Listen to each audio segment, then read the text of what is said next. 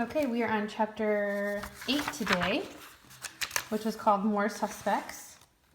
It's something that readers can do before they start reading to help them get ready to read. It's kind of refresh their memory on what they read yesterday if it's a chapter book, which is what we have. So Jigsaw was drawing a picture of the lake creature that he thought was around, and he was taking some notes in the tent. And was that Joey came in asking for some ginger ale. And then he said next vacation he's going to Disney World and he's not going to work because now he's missing out on, I think it was a hike, right? After going to a hike by a waterfall. And that was the end of the chapter. It was quick. So he's making a list of suspects. Do you guys know what suspects means? Suspects are the people you think might have done the crime. Okay, so I see a little list here. And then he has to investigate, I'm sure, to see which suspect might have been the one who actually did it. So let's jump in.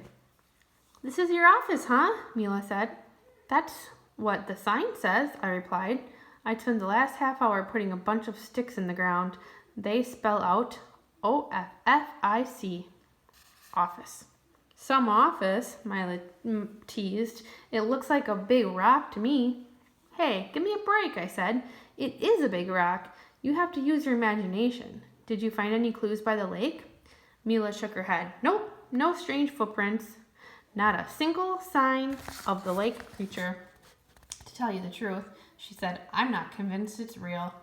I thought about my swim in the lake. When I closed my eyes, I could still feel it, that thing scratching at my leg." I showed Mila a page in my journal. "We've got a long list of suspects. Lake creature, a black bear, a raccoon, a squirrel, Joey, Ralphie, Danica, Freddie, Wingnut, Sally Ann, or String Bean." So these are all the people that could have taken those marshmallows. And his number one suspect he thinks is a lake creature. And then he thought maybe a black bear or a raccoon. All right. I pointed to the bottom half of the list. These people were all there when we put out the marshmallows. That makes them suspects. Mila nodded silently, thinking. She crossed her arms and rocked back and forth. Danica slept in the tent with me. She never left. It couldn't be her. I drew a line through Danica's name. "What about Joey?" I asked. "He had the opportunity." "But he discovered the missing marshmallows," Mila protested. "Exactly," I replied. "Joey got up when we were all asleep. He could have eaten the marshmallows, then lied about it." Mila pulled on her long black hair. She snapped her fingers. "Joey ate 6 pancakes this morning. That's a lot. He couldn't have eaten a bag of marshmallows, too." "Are you kidding?" I snorted. "Joey will eat anything, anytime, anywhere." So that must be the sticks he laid out for office. There's his office, and there's them brainstorming. I see something in the back there. Somebody's in their tent watching them. This is a guy who once ate a worm for $1. When it comes to eating, Joey is the Energizer bunny. He never stops.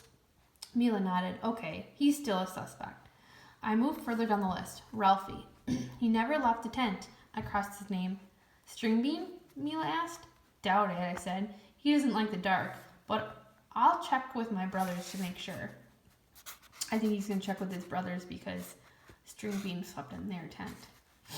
That left 3 names, Sally Ann, Wingnut, and Freddie. Sally Ann shared a tent with Shirley Hitchcock, Mila said. I'll see what I can find out. I'll talk to Wingnut and Freddie, I said. But let's check the scene of the crime first. There might be clues. We walked over together. I hope it wasn't one of our friends, Mila said. I hate when that happens. Yeah, but it beats having a hungry bear wandering around our camp, I replied.